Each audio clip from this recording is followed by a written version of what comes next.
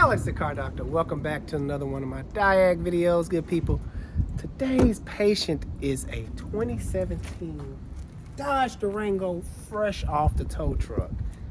I have to diagnose this one pretty fast because as you can see, it's in front of my bay, blocking the money, getting cars in and out. The story behind this one, kept killing batteries. Babe, you know it better than yeah, that. she called in. She said that she's been through 2 batteries. Something is possibly draining her batteries. She had the battery replaced twice. Okay. Let's open her up and see what's going on under the hood.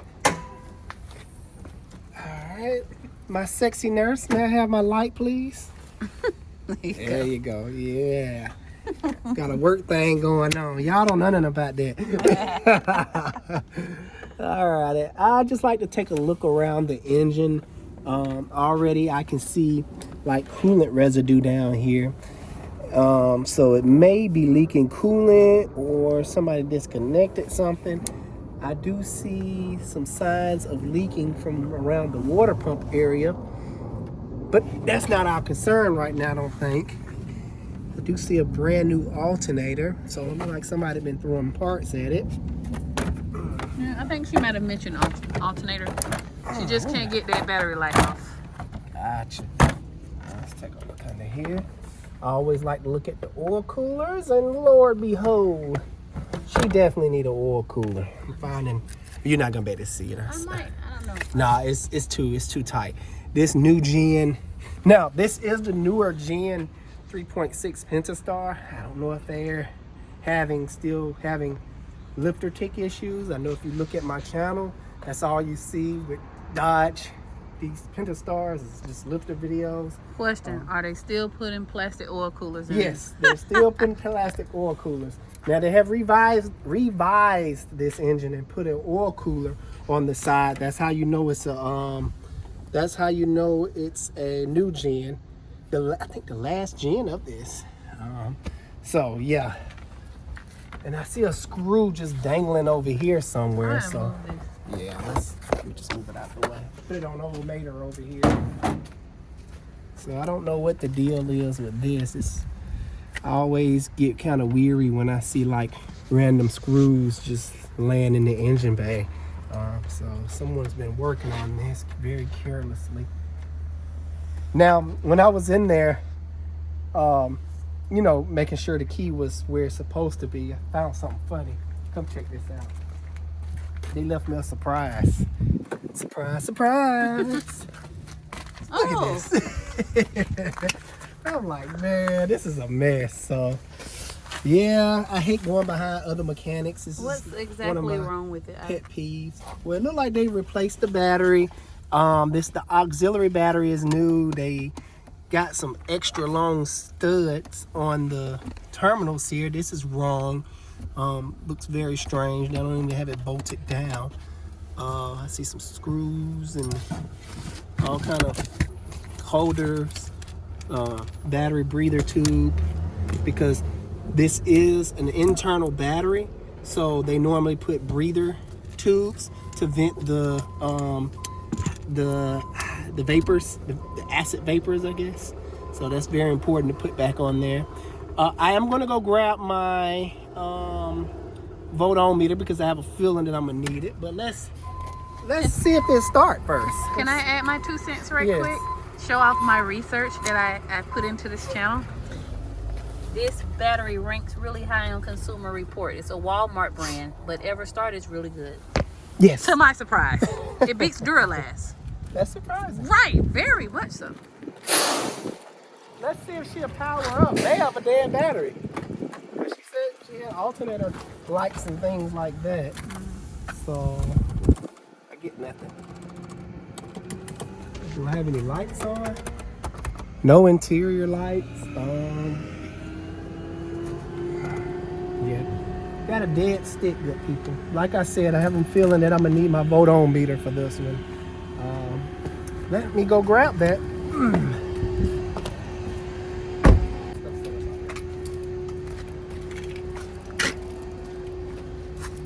Now, come on around here so you can see. the first thing I'm gonna do is check for battery voltage to see what I'm working with. The battery may just be dead, bad cell. Oh no, Harry.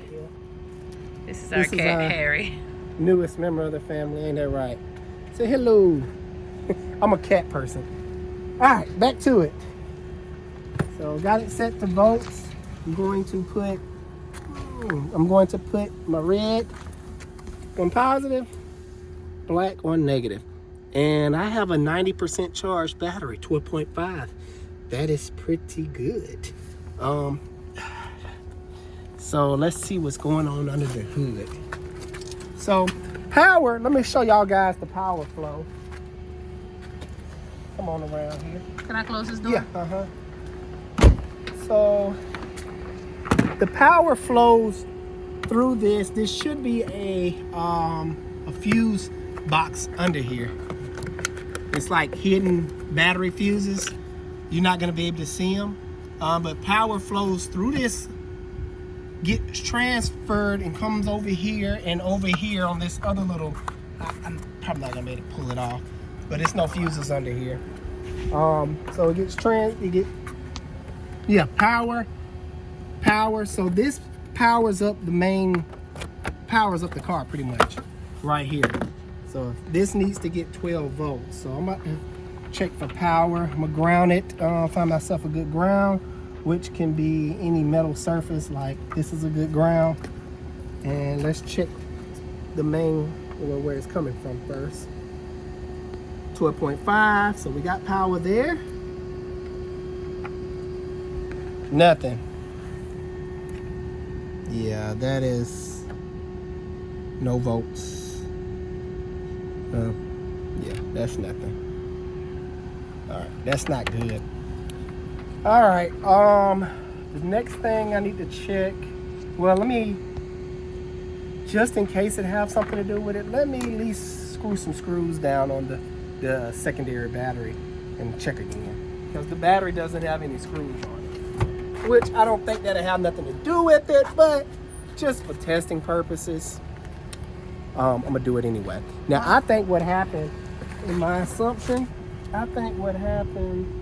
they probably crossed something or put something in wrong and popped the main fuse. That's my assumption right now, as of right now. People working on this stuff, they don't take the proper precautions and unhook the battery before they start doing alternators. They just go ahead and start hooking up stuff, and from the looks of it, they may not have that much mechanical abilities, whoever was working on this car. So I just screwed some screwed it hand tight. That should be good enough. Don't gotta go crazy with it. All right, let's check again. 12 volts. Yeah, my assumptions was right, no power. So the next thing I'm gonna do is grab some tools and disconnect my battery so I can pull this main relay up and check for a blown fuse. I couldn't get it out. You're buffering? Yes, I'm buffering. Check for a main fuse. So let me go grab some tools so I can unhook the battery and start taking this stuff apart. Got my handy dandy little mobile tool set. This is what I use normally when I come out in the parking lot. So I'm just gonna disconnect the battery. Now, guys, you can use this diagnostic procedure on any car. This is not car specific steps here. Now, what I'm gonna do, I like to disconnect the negative first, because let's say if I'm disconnecting the positive first, I go to wrenching on it and my wrench hits something ground, it hits ground, it's gonna spark. So if you disconnect your negative first, you can hit, ground, hit the body and things all day long, and it's not gonna do anything.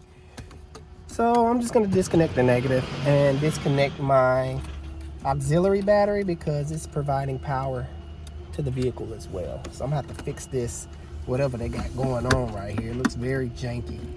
Oh, I can't even, I mean, I know I'm all up on you right now. Is that okay? Yeah, that's fine. I'm just trying to figure out what do they do right here. This looks horrible. Got these long studs the battery box is not even gonna close with that setup. All right, let me get on up out of here. I'm ready to go outside now that the car is safe for me to work on. Anytime you're working on any types of electrical stuff, disconnect the battery before you start touching stuff and, you know, testing things. It's always a good idea. Or you can blow fuses. All right, so the first thing I'm gonna need is the 13 millimeter. Don't ask how I know that, it just, lucky guess. No, they normally 13 millimeters. So it should be this one that disconnect these two up top. And then I didn't bring a flathead, so I'm gonna use them improper tools here. Guys, I know, don't get on me. So it's like these little, move these out the way. It's like these little clips and some more wires down here too. I think it's these little clips. Yeah, these little lock clips. And it should just slide up. Should. I may have to sit here and figure it out. Okay, some more lock clips. Jeez. Oh. Let's see. There we go. Oh, so we're just on the sides. Alright, I never took one of these off, so I don't really know what to expect. Alright, so this thick piece here. I'm guessing now it's time to undo these. It's like some type of little shield. Put that to the side. Now the fuses are visible. And look at that. Blown fuse. Oh, I see. Supposed to be filled in. Wow. Interesting. Yeah, somebody's definitely crossed something because that's a big boy. Let me see. It show how many amps on it. Let's see. That's 150 amp fuse right there. So that's the biggest. So you got 100 amp right here, which is an empty space. So now, now that I know it has a blown fuse, my next step for testing purposes, because this is gonna have to be replaced, but I don't want, because this looks expensive. This is gonna have to come from the dealership. I'm not sure how much it's gonna cost at this given time because I haven't looked it up yet. But little simple stuff like this is normally be in the hundreds at the dealership. But I don't want to put a new part in the fuse pop again. So what I'm gonna do, the smart thing to do is to take my 10 millimeter and move this power over here to a good known fuse source and hook the battery up and retest and see what it does. So that's what I'm about to do right now. Because if it blows, that means I need to look into the system further. This may be a chewed up wire, mostly a power wire that's rubbing up against a frame or a ground source and blowing that big fuse, because it takes a lot to blow that big fuse. So, yeah. What do you think happened? They probably put the battery in wrong, put the alternator, when they were dealing with the alternator wire, they probably grounded it out and popped it. I see it all the time.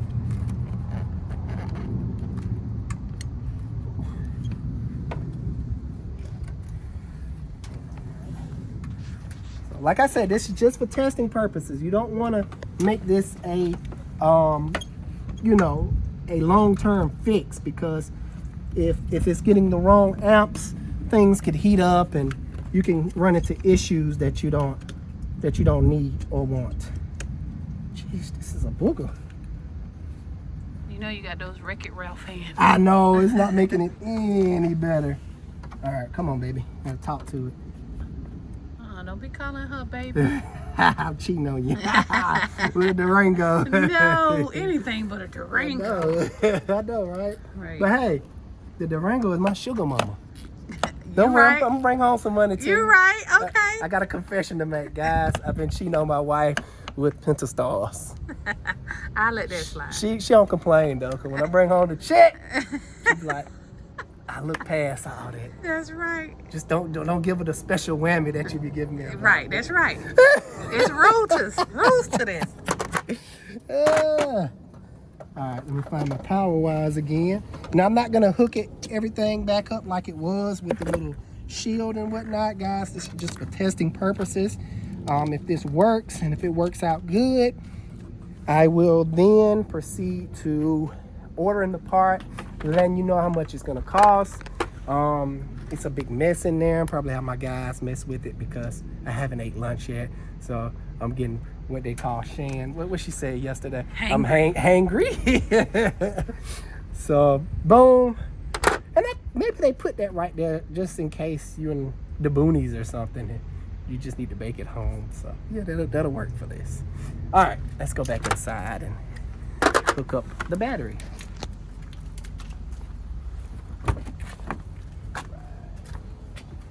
Come on around. Booyah. All right, so get the aux. Jeez, can't get it. Yeah. I do not like that. I do not like janky stuff at all, especially dealing with a newer vehicle. And we're about to see how many miles it got on it, if this does work. Or it may just pop the fuse and we back at square one. If it pops the fuse, something is definitely seriously wrong.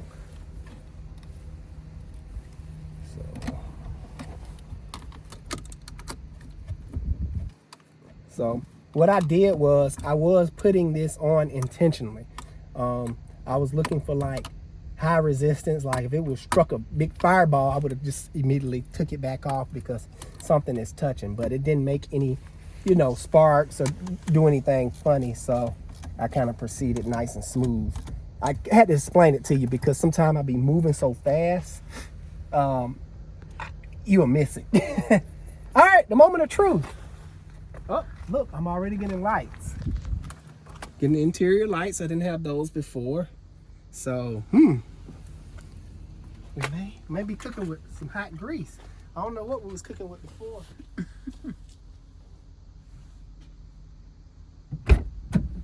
All right. Okay, I'm getting my press brake to start because the key is inside the car. So, all right, let's see what happens. The moment of truth.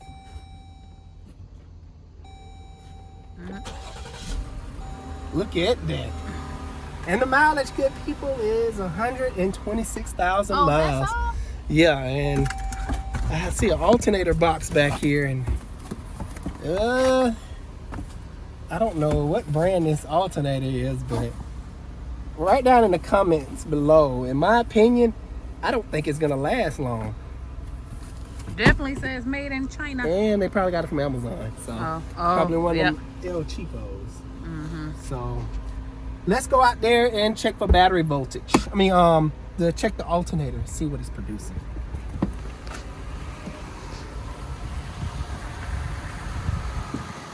It sounds really good. Sounds really good.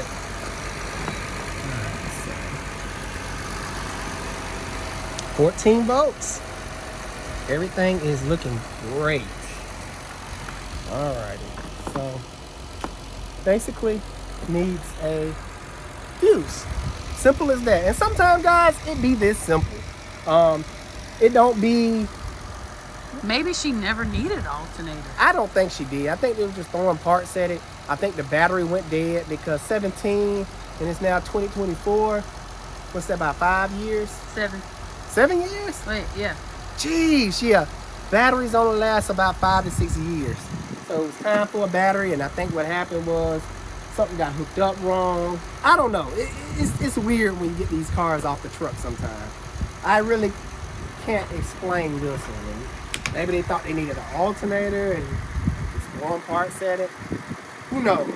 But let me go order that part, and I'll see if I can get it quick enough today so I can show you guys. Hopefully we can get it today. Straight from the dealership, good people. This part, about 140, maybe different in your area, but as you can see, everything looks good. That's how it's supposed to look. It's just ridiculous. What a piece of plastic and metal wire. Hey man, listen here. Now that the strike is over, I'm just happy we can get parts and get them within a reasonable time. That is true. And for you people at home want to know the part number. Oh, come on. There we go. So I guess part number, I guess. And for those of you who want to know, I know you see Morrow, Georgia. This is where we're located. I'm going to put the address on the screen if you're looking for the doctor to work on your car. You're in the Atlanta area. So I got it inside. It's a pretty straightforward process. I'm going to have to go in and hook the battery again. I'll probably switch it out and have one of my guys just knock out the interior because you've been so busy. We still haven't went to lunch, and I'm hungry. Yes, and that's why I was like, give them something to do. Let him have fun doing that puzzle. So let me disconnect the battery so I can install that. Because he may be a little confused because remember, I switched the 150 to 100 amp, which can kind of throw somebody off if they don't know what I did. But this in here, he's gonna have to figure this out anyway, you know, because I don't even know what's going on. And disconnect the auxiliary. So, yeah, this is very janky.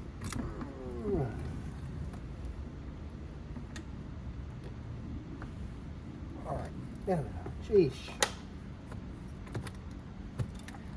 Everything just coming on. It's amazing. I know she's happy because she wasn't frustrated, but you know, you can tell like she's worried about her car.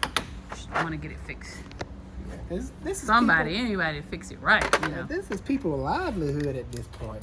Tariq, I'm gonna have you work on the interior of that after I finish putting this main fuse panel on. But you can already get a scoop on what's going on and maybe put together your screws while I'm doing this, because she's a hot mess.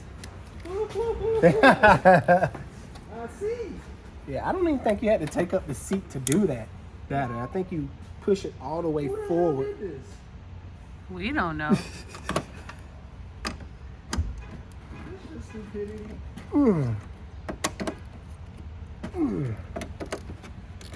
Yeah.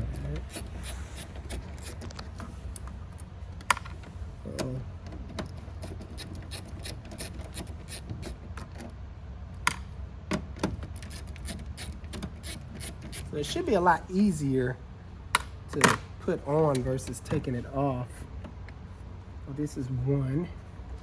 This is 3. Okay, so it just skips. Okay, easy enough.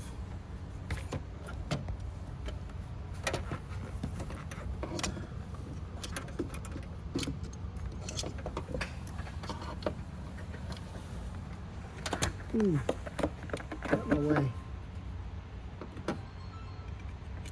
I'm trying not to be all up on you while you're doing it. You're fine. And guys, be mindful. Do not use power tools when working with this little fuse box, because you're working with brittle plastic that has molded. So the bolt is molded into a plastic, and if you use power tools, you can break this this nut. Yeah, the stud. The stud, and you have to replace it. You know, to crack this piece. And if you break, you buy. Yes. You're working for customers. So this is a very easy repair you can do at home. Let's just say, example, a mobile mechanic come out, or a mechanic working on your car, and you all of a sudden lose power to everything. You can go straight to your main fuses. Normally the main fuses are located near the battery. Let's just say your battery was right here. It would be like a fuse box like this, same type deal, but attached to the positive cable, and then you got the wire coming out of that. And I normally see blown main fuses. I just did your brother's car. He what happened? I think he tried they're twins, and one of the twins took the other brother's car to get something to eat, and I guess the battery went dead. He was sitting in the car with the music on, or whatever the case may have been, and he tried to get a jump, and they hooked up the batteries wrong. And the cables wrong? Yep, they hooked up the cables wrong and blew the main fuse. Now, these fuses are here to protect you, so by any means, do not jump stuff and bypass fuses because you can cause a fire. It's designed to, you know, prevent a fire pretty much. But it blew the fuse, and I think he was throwing parts at it and all kind of stuff. I need to get on them, get them down here. They're in their early 20s. They need to know how to properly hook up jumper cables. It was probably dark too, but still, that's no excuse. Still, every man needs a flashlight, a tool set, and a jump box. Yes, indeed. And he could do something. And I don't have neither. Whatever. I've been faking it till I made it. Had y'all food, did I? No, I'm just playing. All right.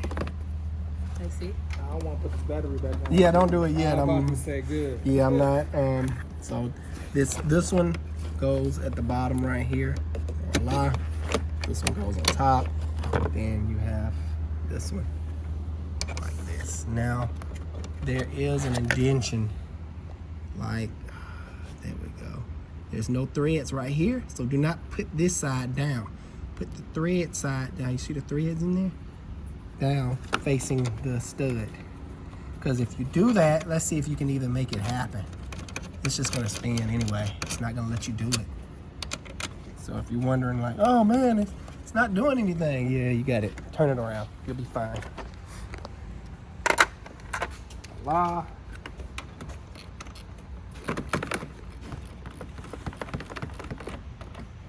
Bam, but don't take all that manpower. You don't have to press your girlfriend and then look at me, you'll just snap some and break some. Don't do that. Alrighty, that looks like a job well done. Should I let y'all stick around to show y'all the finished work, or? Yeah, we'll show it running. All right, yeah. We'll show it to you. But under here is done. I'm probably gonna check for kicks and giggles all the other little small fuses just to make sure nothing else blew.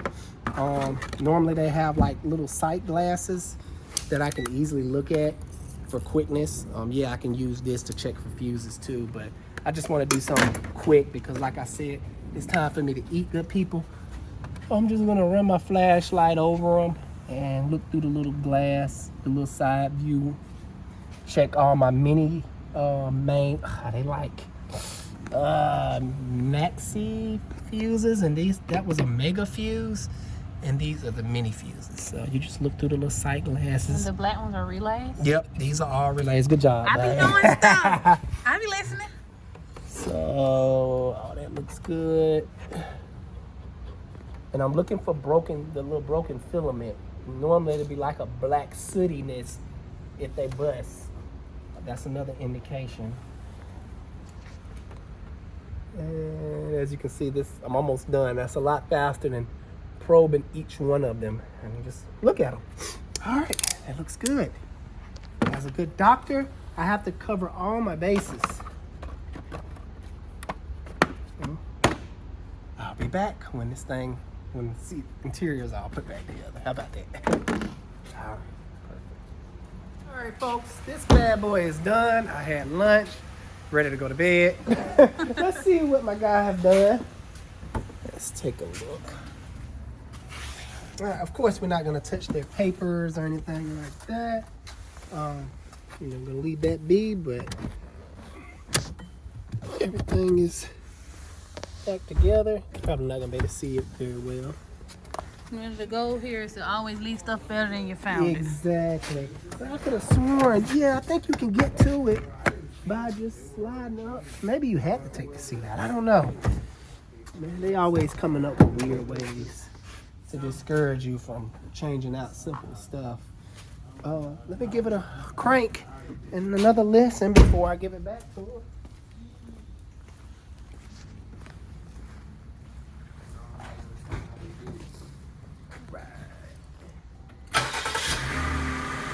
Perfect, yo. Not even a check engine light.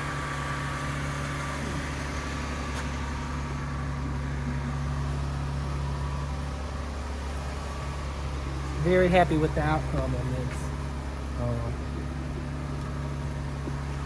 I let it run, do my do a little bit more checks just to make sure, double check, triple check, and I'm gonna get it back to him. All right, guys, I hope you enjoyed that video of me diagnosing this Dodge Durango. Yes, new year, same old Dr. Pentastar, like y'all call it.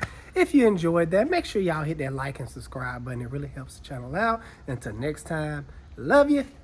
See ya.